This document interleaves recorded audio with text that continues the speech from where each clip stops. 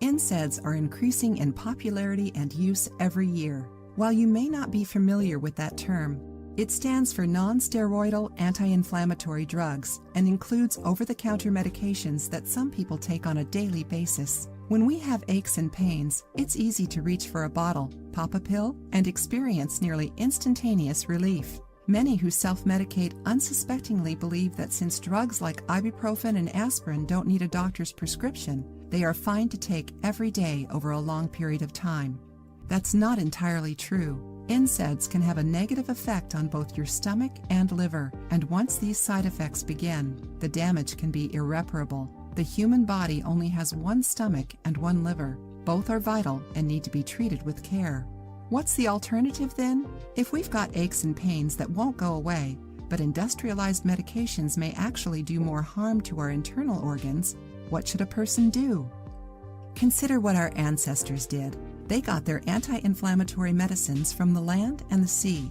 They found cures in nature with plants and herbs that helped the human heal naturally. They also likely exercised more and had less stress than we have today. So, let's look at a great way to avoid NSAIDs, but still get the relief that our aging joints and bones need.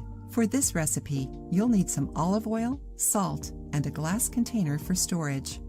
Olive oil and sea salt work together in different ways to complement one another and bring about the desired effect of reducing inflammation. Olive oil, in the correct doses, actually prevents inflammation, while the magnesium in sea salt reinforces muscle tissue to ward off painful inflammation. Both ingredients have other positive effects that make them well-rounded elements in natural remedies. Here's how to make one of nature's anti-inflammatory recipes. Ingredients: 200 milliliters of water, 1 cup, 300 milliliters of olive oil, 20 tablespoons, 150 milliliters of sea salt, 10 tablespoons.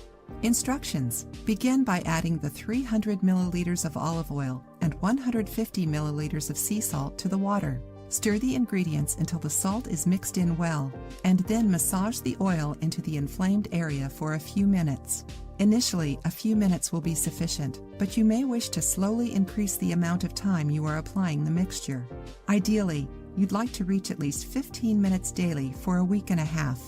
If you find that you have a slight reaction to the mixture, don't worry.